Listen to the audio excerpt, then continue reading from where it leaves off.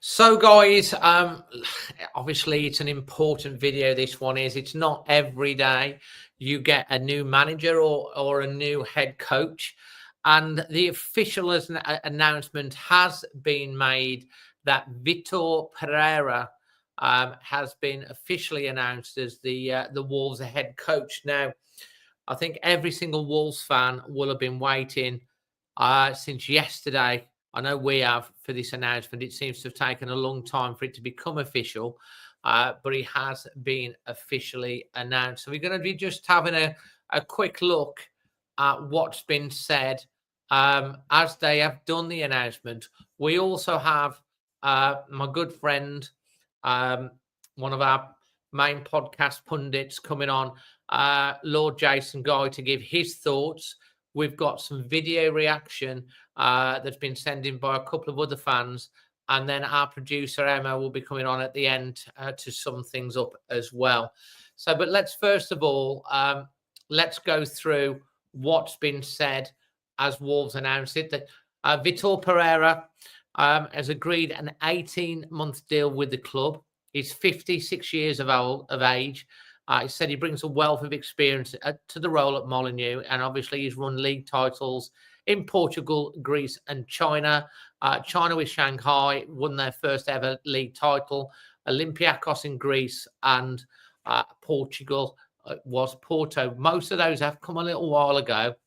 He's just departed from the Saudi Pro League, Al Shabab. He was there since February. He took training at Compton for the first time today on Thursday, and obviously will be in charge when Wolves travel to Leicester this weekend. They talk about his coaching journey starting in 2014 and 2004. One of 13 managerial positions he's held, including the aforementioned Olympiacos and Porto. He's also managed the likes of Flamengo, Burley in 1860 as well. It was at Porto where he won back-to-back Premier League titles in 2012 and 2013. And they lost just one league match across 2 seasons, which is quite incredible, even in the Portuguese league. Pereira enjoyed similar success in Greece, guiding Olympiacos to the Super League title in 2015. And then his career has taken him to Turkey, Germany, before a 4th league title, as I say, with Shanghai SIPG in 2018. He had a brief couple of months at Flamengo. He did work there with midfielder João Gomes, and spent, obviously, as we said, the majority of 2024 in Saudi Arabia. It's his big ambition. It's been his big dream to manage in the Premier League. He got very close to that a few years ago at Everton, but there was a little bit of a backlash by the Everton fans for some reason, and they didn't go with him. Our illustrious chairman has spoken. He said, "We are delighted to welcome VITOR Pereira to Wolves as the new head coach of our men's first team. VITOR is a highly respected and experienced coach who has achieved success across different leagues and will bring in a new approach for the test ahead. This is a challenging moment," he goes on to say, "for the club, and we want to thank VITOR for taking on this responsibility. They have full confidence of his ability to guide us back on track alongside the players and staff, that an entire club will be united in supporting him to achieve success." We've also heard today from Sporting Director Matt Hobbs. He said, "VITOR is a highly experienced and accomplished head coach who has demonstrated his ability to succeed at the highest level. His personality, desire and leadership qualities have stood out to us during this process, and we're excited to see how it applies to his expertise here at Wolves." Matt Hobbs has gone on to say, "I'm looking forward to working closely with VITOR and his team on a daily basis, supporting them in every possible way, from getting the maximum out of our staff here at Compton to recruitment in the upcoming transfer window as we work together to strengthen the squad to achieve our collective goals."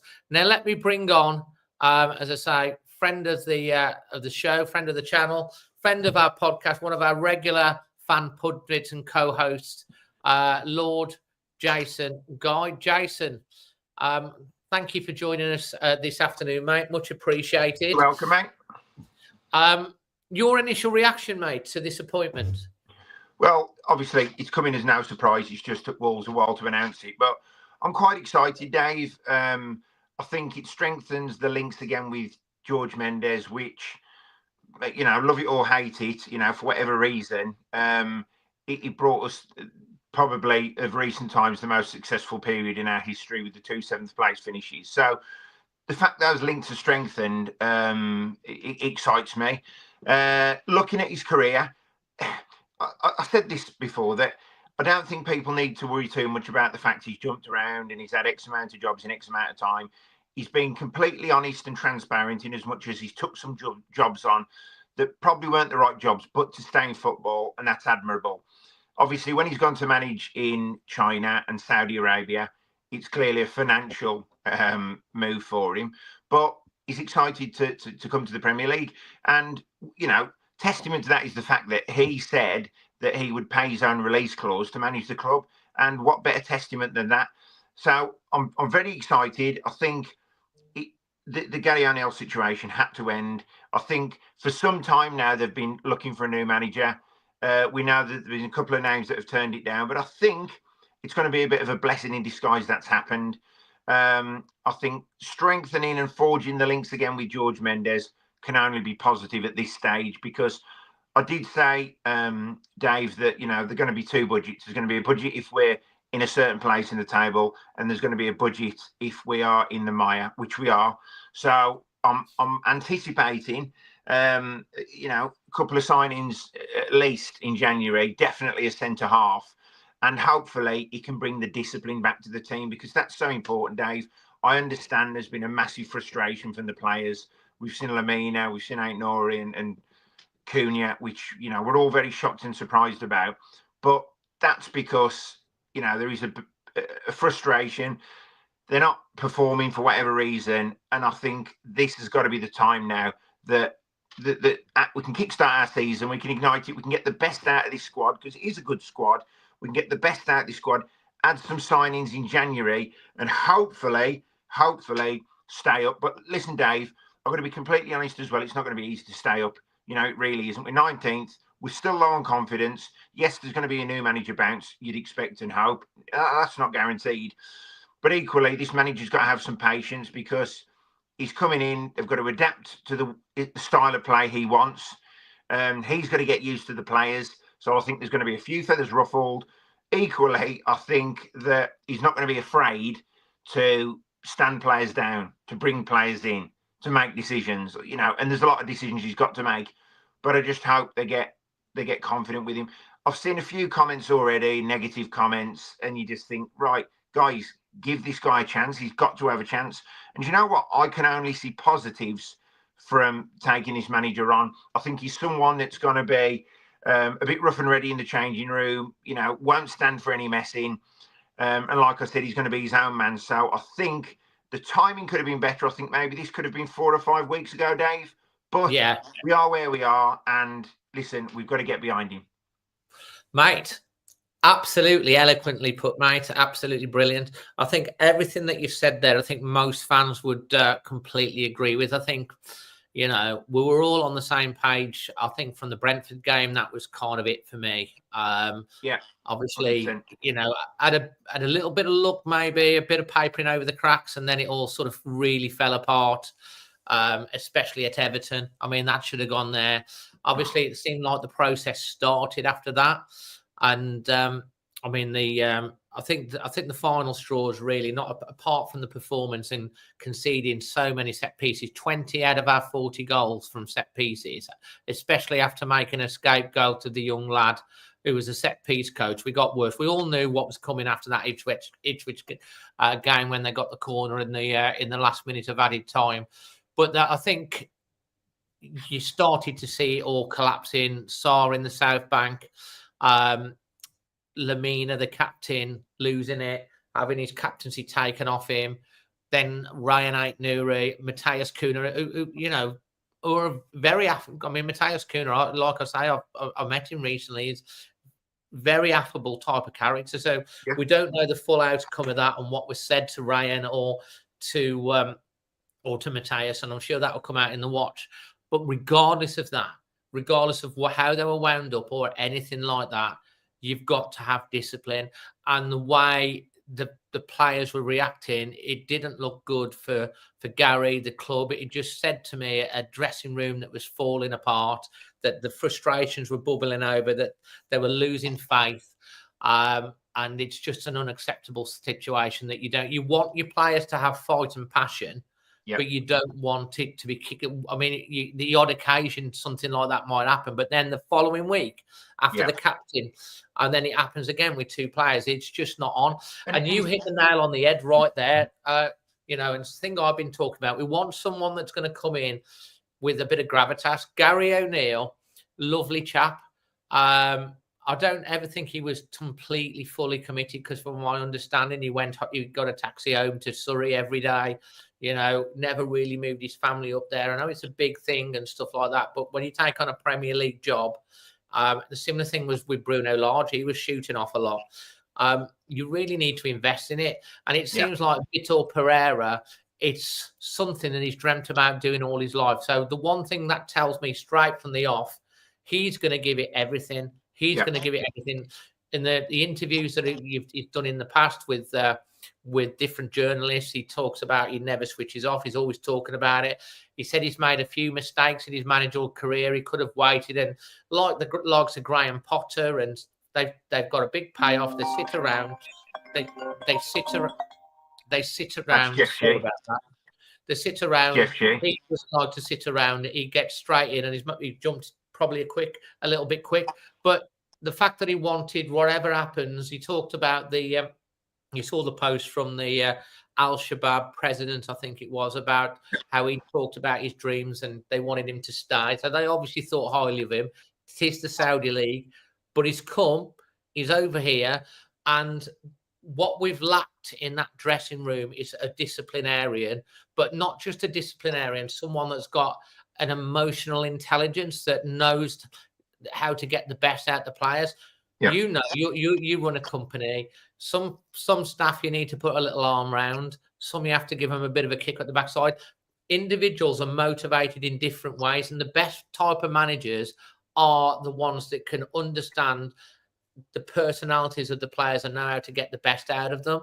I'm not sure that I think Gary was probably a little too close, because he played with some of them at the age, and I'm sure Gary will go on to have a great career in coaching, but I think he'll have to drop down the league and work his way back up. But the experiences he's had at Bournemouth and Wolves will stand him in good stead, and someone will snap him up for sure. Absolutely. But when Nuno used to walk into the dressing room, everyone from apparently would just go quiet. He had that presence. Yeah. And I think we need that now. Someone that's going to basically, don't dick about. This is the way we're going to do it. If you mess about, then you're not going to be part of my team. And I think right now we need that, don't we? Dave, absolutely. I mean, you know, you've alluded to the discipline, and don't forget, this is 4 different players. You know, this is Sarr, Lamina, Aït-Nouri and Cunha. So the frustration is rife throughout the camp. What will be interesting is looking at his record. He's got, I think it's a 53.6% win rate. On top of that, I've looked at his goals for and goals against, and that's plus by about 140 goals. So, you know what, I'm not too worried about the firepower this season in Wolves' team, because we've showed that we can score goals, we can create chances. However, the worrying thing is, and Stevie Wonder can see this, that we concede for fun, whether it be from set pieces, from open play. You know, we're very easily cut open, and I think that is something that he's got to put right from the off. I think he's got to build from the back. He's got to make sure the defence gets sorted. He's got to know his best team pretty quickly as well, because I don't think Gary O'Neill ever, even to this day, knew his best 11.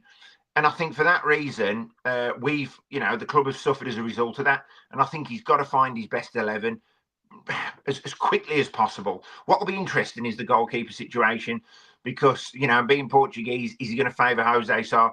And I've asked this question on social media. I believe that Sam Johnston was signed because he's used to playing from the back. He's better with his feet than Sarr.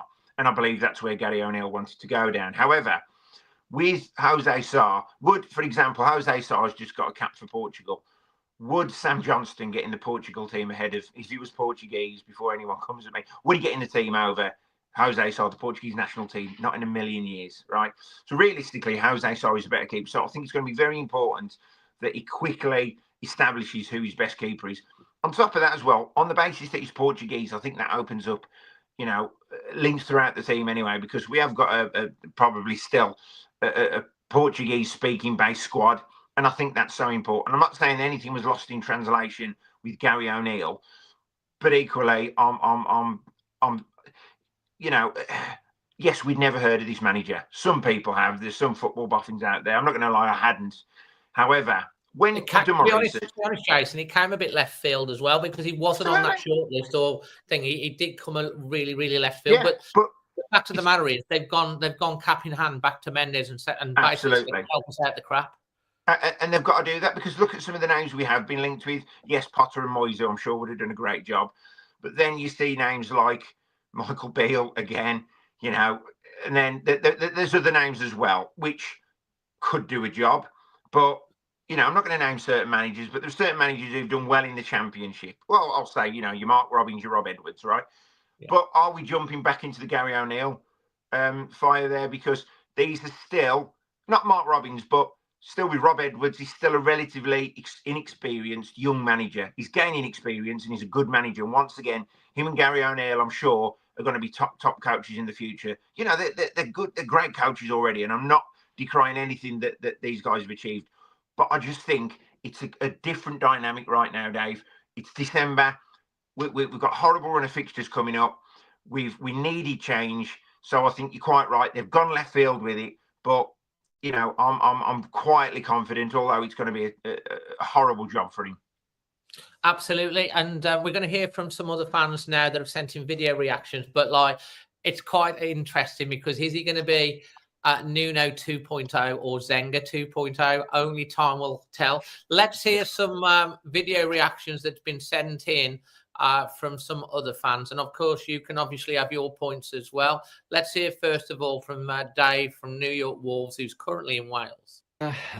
So Pereira it is. The worst kept secret of the last 4 days is finally out, and I hope he will do as well as our first Portuguese manager, Nuno. On the plus side, exciting appointment in some ways. Managed a lot of different teams. He's won things. He's you know, managed in some decent leagues. He won the league with Porto. Okay, it's the Portuguese league, but you know, that's not easy. Had a lot of experiences, a lot of different clubs, and a lot of different cultures, which I think is good. So I think that's definitely a positive. The George Mendes connection is interesting, not just that he probably helped us get this manager, but I'm assuming, you know, if Mendes helped place the manager, he's probably a little bit motivated to help get him some players in so we can do well, which should help us in January and maybe beyond. I think Pereira's also clearly very passionate about managing in the Premier League, so he's definitely got the motivation to be successful. So all of that's plus. On the negative, he's managed a lot of teams, hasn't he? And he hasn't stayed anywhere very long, so you wonder about that. Having said that, honestly, he has a 6-month mission to keep us up, and that's about it. And then we can kind of work out where we are in the summer. I don't want to be that tactical and transactional, but that's really the mission right now, isn't it? On the negative side is I wonder about his temperament. I saw a bit of that video in, I think it was in the Saudi League, where he was basically arguing with the club representative about what he was allowed to say. And I think about, you know, some of the situations he's going to be in with the British press asking him questions about what might have been a tough, difficult loss, maybe with some ugly, disgusting VAR decisions thrown in there as well, like we've been seeing for the last 5.5 years. I wonder how well he's going to handle that and what his temperament is going to be. You know, that as long as it inside the club and inside the squad, assuming that temperament, you know, galvanizes everybody. I don't really care whether the press hate him and whether people think he's an idiot, as long as he's galvanizing our squad, which honestly, that was part of the Mourinho playbook, sort of turn into a siege mentality. It's us against the world. So if that works out in our favor, that's fine. So all in all, I'm excited. I'll definitely get behind him. I hope everybody else does. Like I've said before, I do think there's been pockets of people who were just waiting for Gary O'Neill to fail. And I really think we need to look in the mirror in situations like that. And, he is our manager now. He is trying to accomplish what we want to accomplish. And that's to not just stay up this season, but be successful. So let's give him a chance. Let's see what he does. And I definitely hope he gets it done. I'm confident that he will.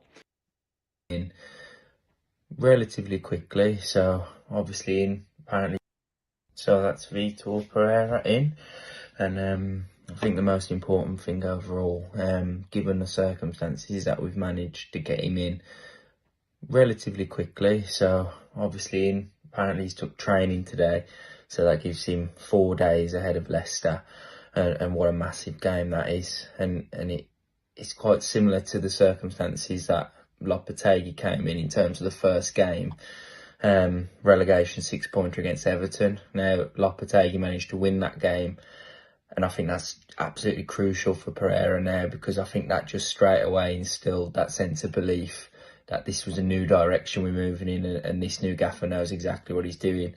If Pereira can do the same with a result at Leicester, without that benefit of basically a pre-season which Lopetegui had with the World Cup break, then I think the fans will get behind him, the players will get behind him, and he's going to give us so much more of a platform to build on going forward. So I'm just hoping that he's in there today, saying the right things, doing the right things, and we can somehow get a result at Leicester and just go from there. But overall, optimistic.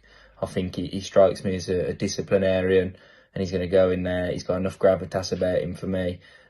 He's done enough in the game to command the respect of that dressing room. So for me, really optimistic, and just fingers crossed he can get us out of it.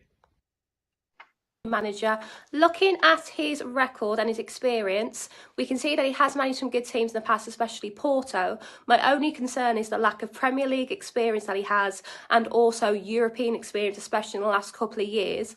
But I hope that I'm wrong and he's able to get Wolves out the relegation zone, playing together as a team in the right system, and help to get further up in the Premier League. Best of luck to our new manager, and let's be honest, anything's better than Gary O'Neill. Always Wolves. There's Chelsea. What your thoughts on those comments, Jason? Yeah, some interesting points. It's also nice to see that we're all singing from the same hymn sheet, to a certain degree. And as much as people are pleased about the Mendes links, they're pleased that there's going to be a bit more discipline. Like I said, I think we all agree that Gary O'Neill needed to go as well. That's important as well, because sometimes you can have fans divided on managers, but I think it was pretty unanimous that we needed change. Looking at a few comments on here today, there's some people that, has he got enough Premier League experience? I'm just looking at the YouTube comments now live, Dave. Has he got enough Premier League experience, or any Premier League experience? He's job hopped and that. Listen, this isn't a project manager. This isn't someone we've taken on, which I think Gary O'Neill was a project manager. They're looking at him and they're looking to start rebuilding, and this self-sustainable model, which clearly, isn't working, or isn't working as well as it should be. But I think this is different. We've got to get someone in who can be impactful, and I genuinely think he can. We've got to say it can't be any worse than it's been under O'Neill. Not only was there clearly a lack of discipline, he was even pulling his own hair out about the defending of the set pieces. And these are pretty basic things. So there could be an argument, was they overcoached? I don't know. But equally, it just needed to happen. I think we've got to play our part, Dave. This is really important as well. We've got to play our part as supporters in the stadium. I think we've got to be positive. We've got to give him a chance and time. That's so important. And the reality is, if we went down this season, it ain't that man's fault. It isn't. We can't at the end of the season. I'm hoping we're not going to go down, but if we do, because there's a good chance we are, even at this point, if results don't change quickly, the blame can't all lay at this guy's feet. He's got to be given a real good run this season, and he's got to be able to sign some players in January. I think that's important. you know, every time there's a window, everyone says this is the most important window. This is the most important window. The important windows are where we're fighting for something. And right now, we're not fighting for Europe. We're fighting for our place in the Premier League. So it's so important that January he gets backed.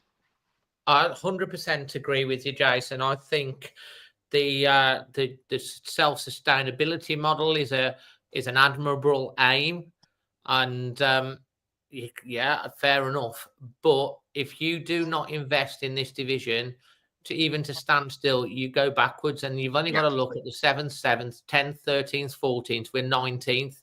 We are in a situation where we're leaking goals, like 40 goals conceded in 16 games, which is the same as a couple of seasons ago in the whole year.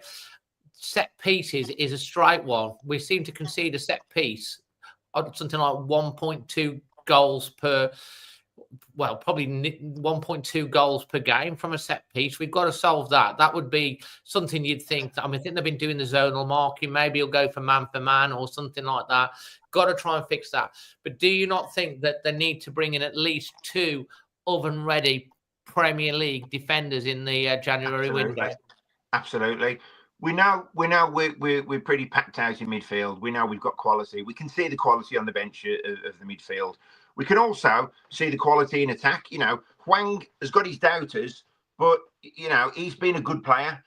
He has, and I'm hoping that you know he finds his form again if he gets called upon. But it looks like the starting two up top are always going to be Cunha and Strand Larsen for the foreseeable. But Guedes once again, the Portuguese link.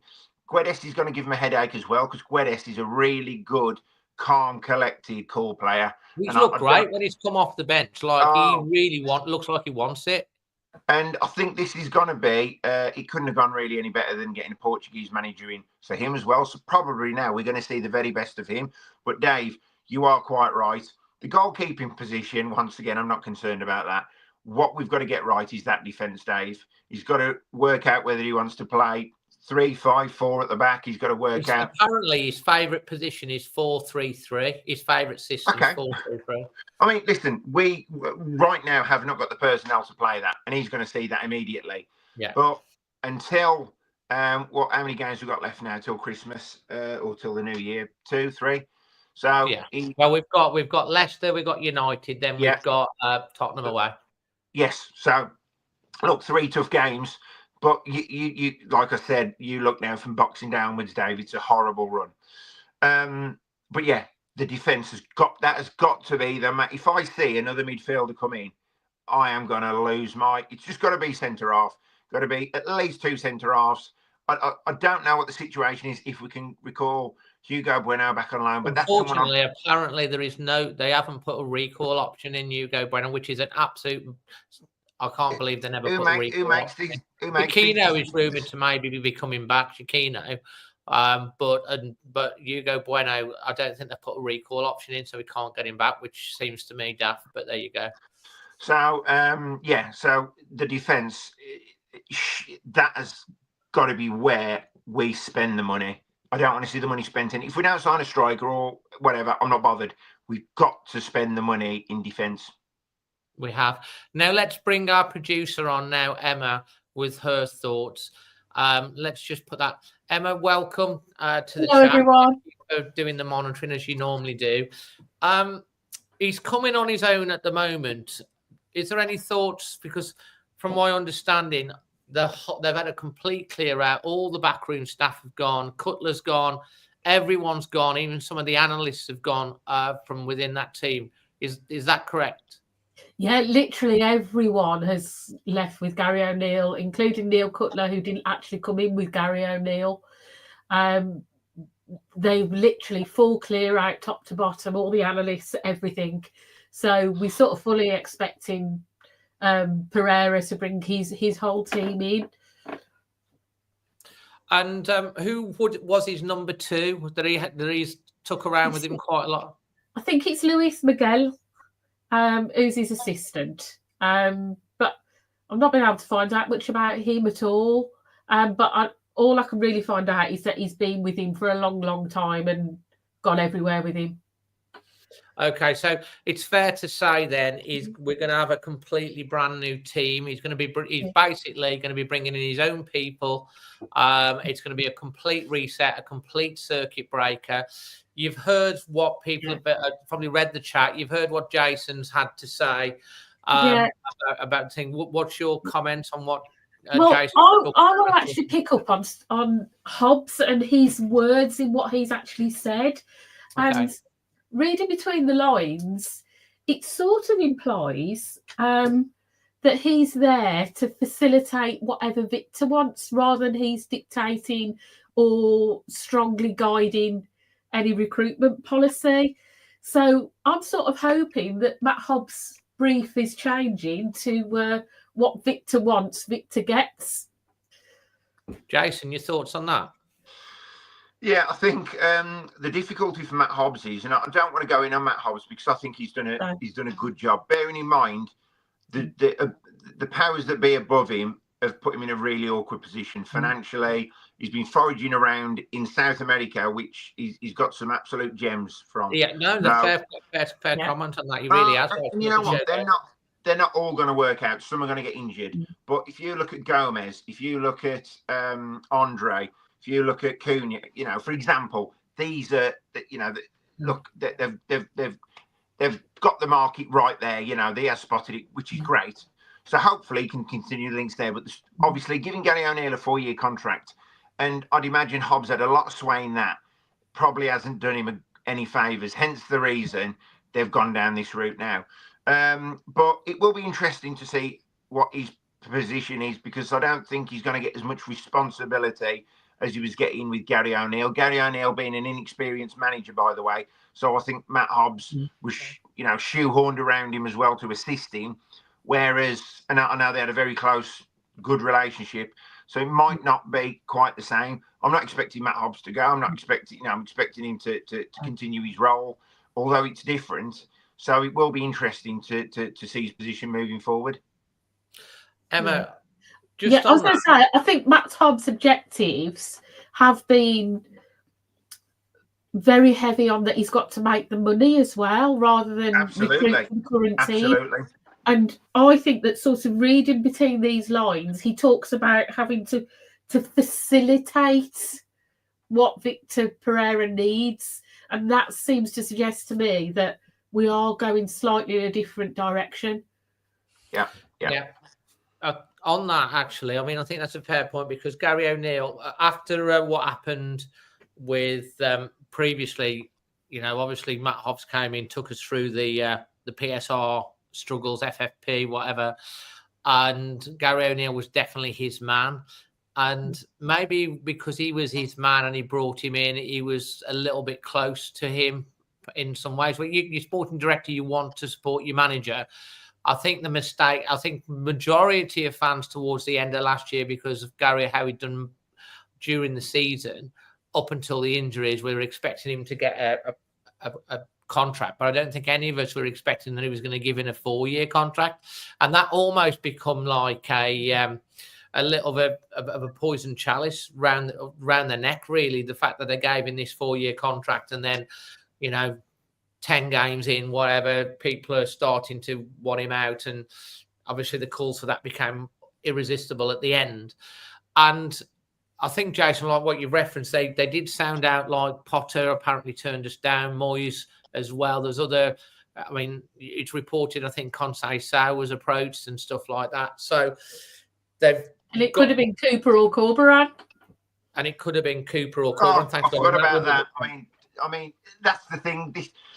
For supporters that are moaning, right, all I'll say is we could have been having this chat right now, talking about how excited we are about getting Steve Cooper in, which to me, I'd have kept Gary O'Neill. Nothing against Steve Cooper personally, but I just don't think he would have been the man for the job.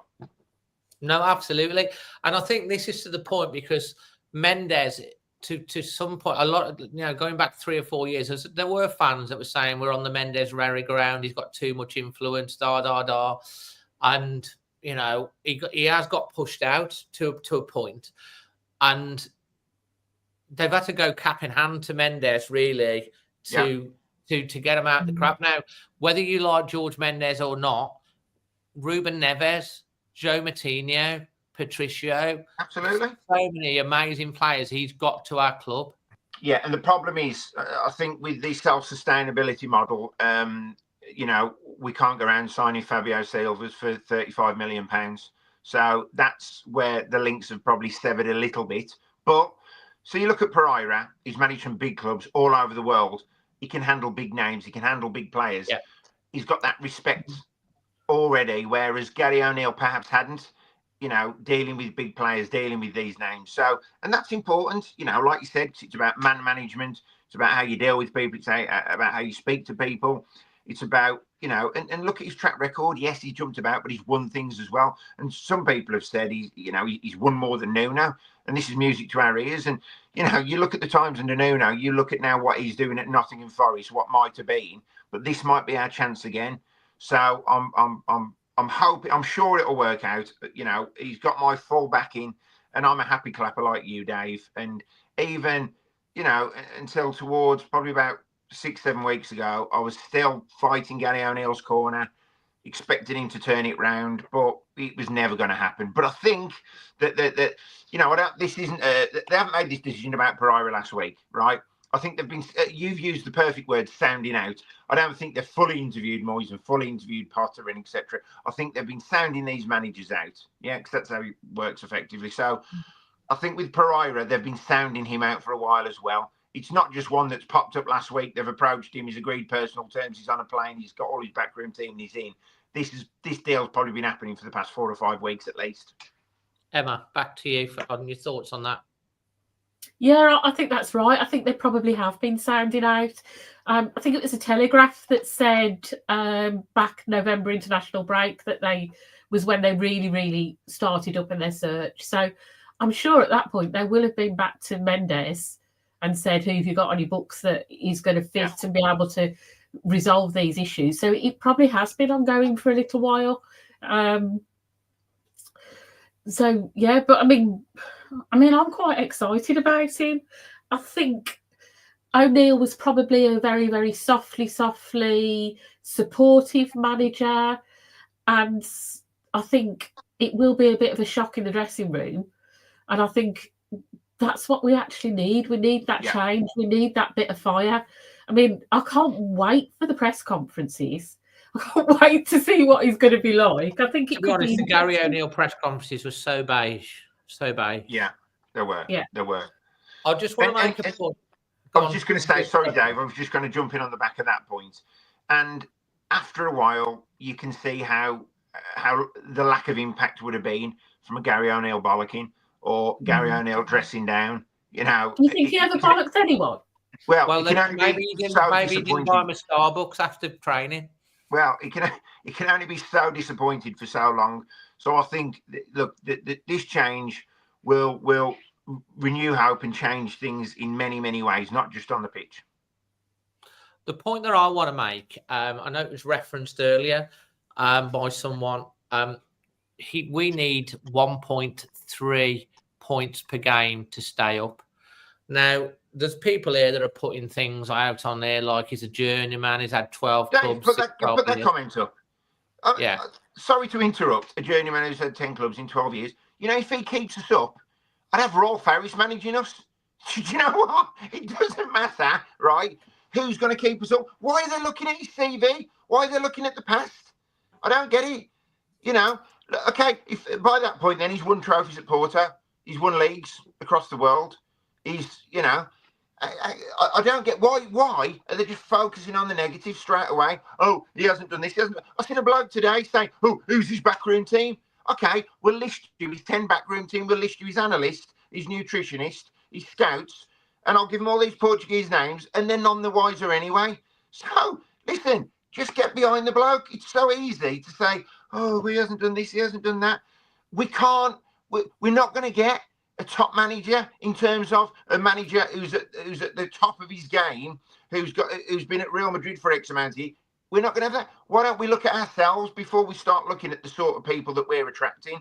And we aren't an attractive proposition. We're 19th in the Premier League with 2 wins under our belts, and we lead goals for fun. We should be grateful that he wants to come and manage Wolves regardless if he's had flipping 10 clubs in 12 years. I don't care.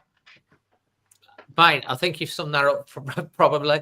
Absolutely right. Now, I just want to say, yeah, as I said earlier in this podcast, he, by his own admission, is someone that doesn't like to sit at home.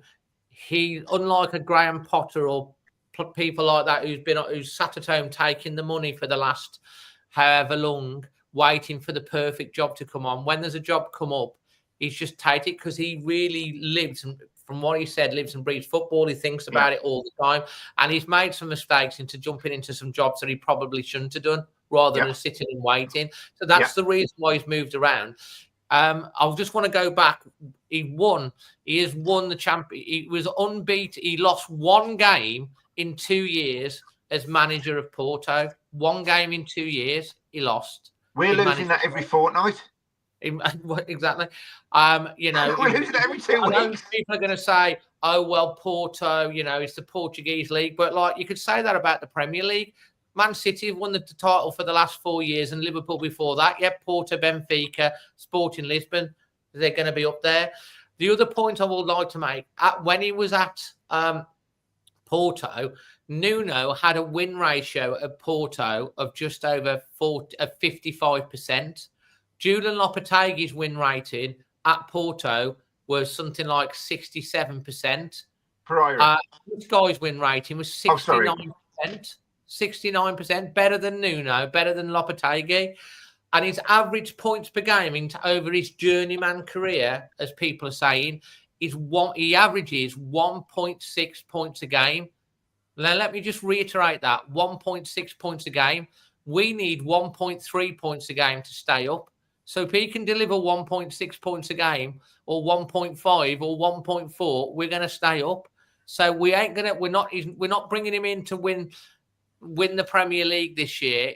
The only competition he's got to win this year is the one where he keeps us in the league. And if he achieves that, he's done his remit. Well, everyone then will eat their words, won't they? Because that's all we've got to do. We've got to stay up.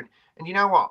It's just about getting the right person in, someone with fire in their belly, who's got the balls as well to come in. Because don't forget, your Moises and you whether it was offered the job or what, your Potters, right? They don't want this challenge, Dave, for a number of reasons.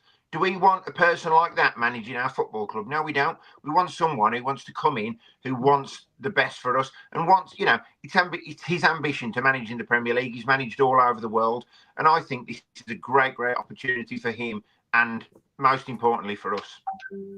I want to go on to what Josh quickly said, but regardless of that, how will Porto's owners supporting VITOR and acquiring the players needed?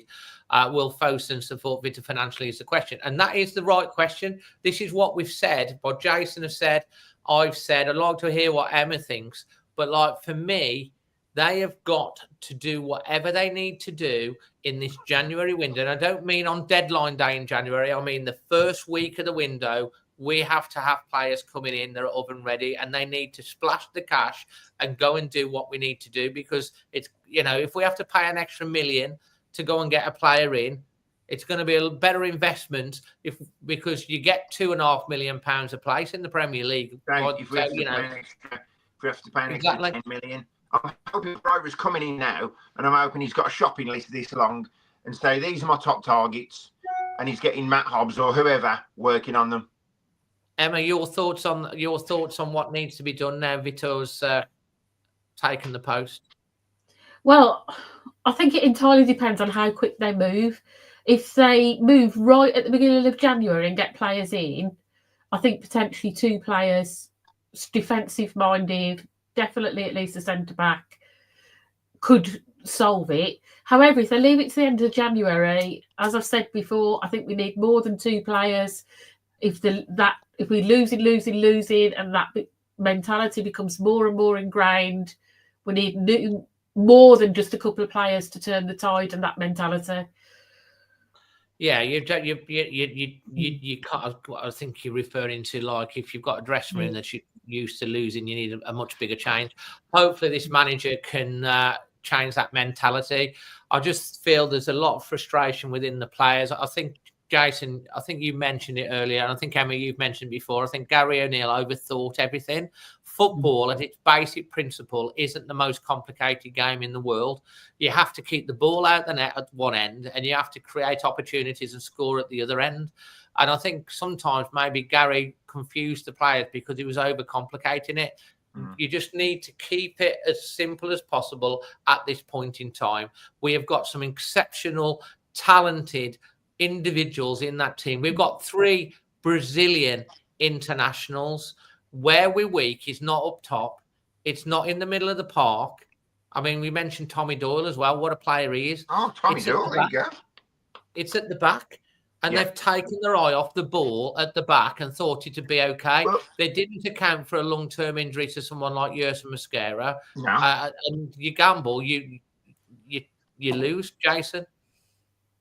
I was just going to say, you can't legislate for injuries, but you know, you talk about Tommy Doyle. That's the player I keep forgetting about. You know, that's because he's been big part. He's been brought in once again.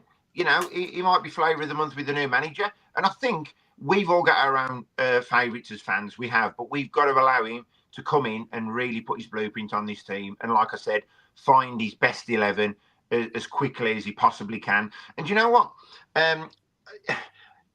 We might see a couple of outgoings in January as well. I don't think we're going to see many on the basis that's probably more likely going to happen in the summer.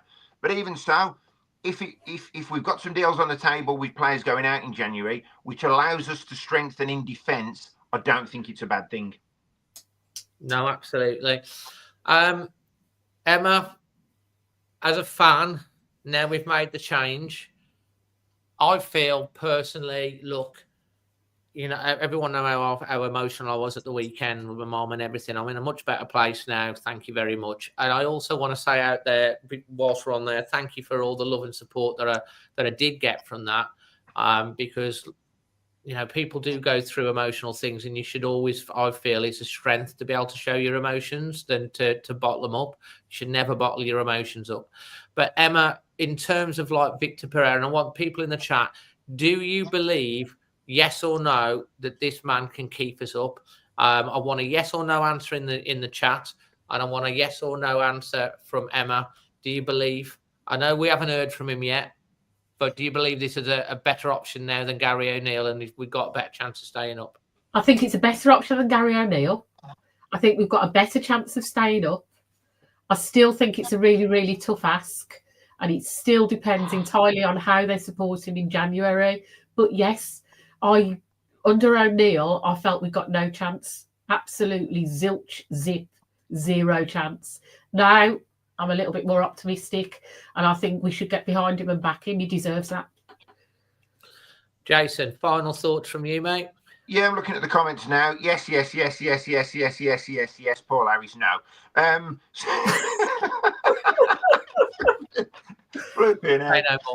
Anyway, all I'll say is, you can see the amount of yeses there, which indicate that people have already got that renewed hope, right?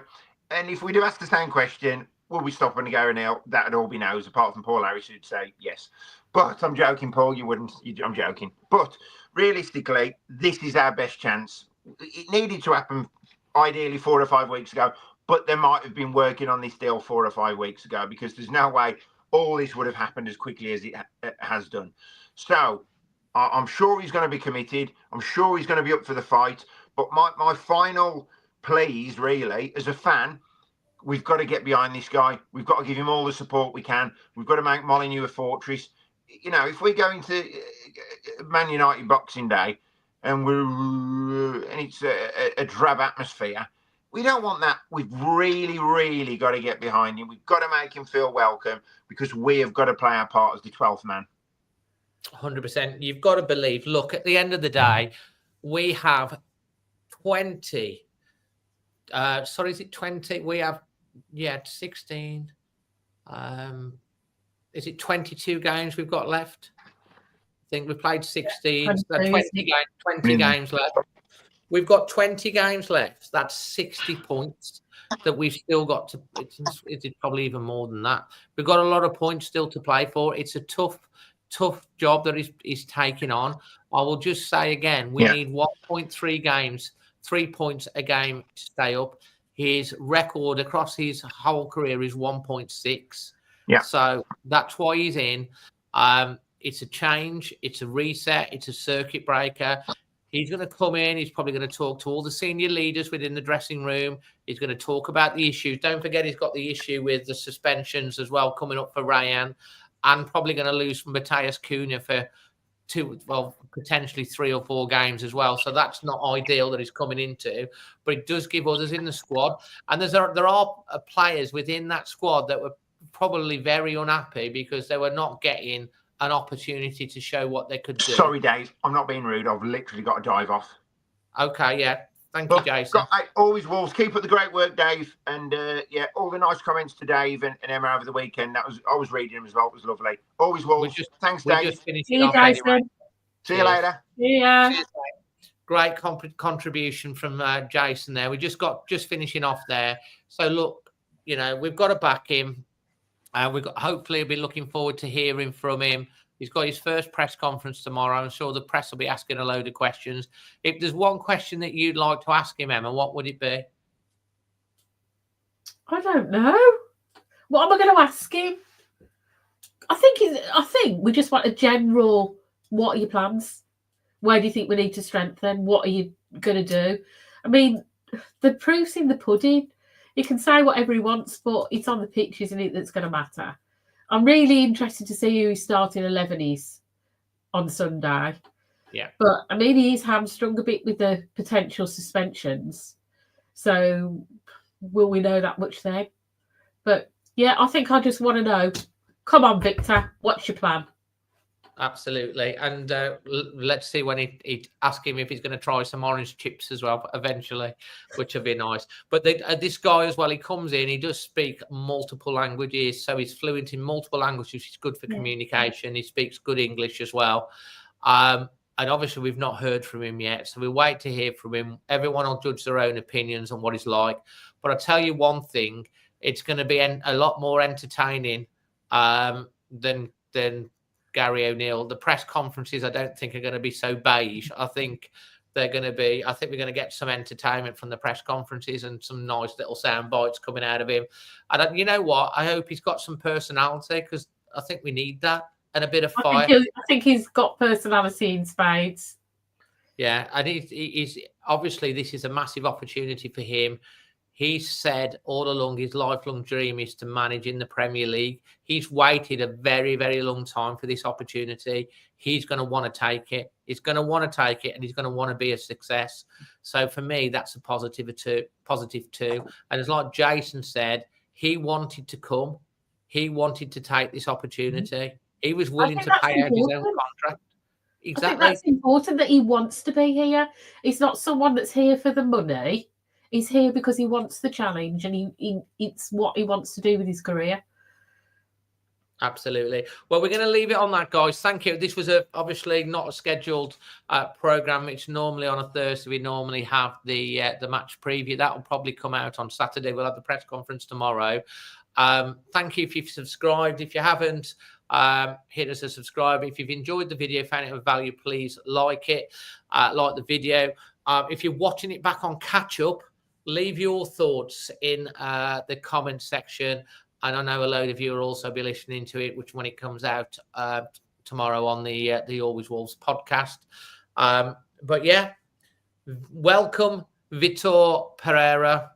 We really hope that you're our saviour this season. We hope that we have fun along the way, and that you bring the joy back and you bring the smiles back to Wolves fans. And more than anything, we hope that you keep us up.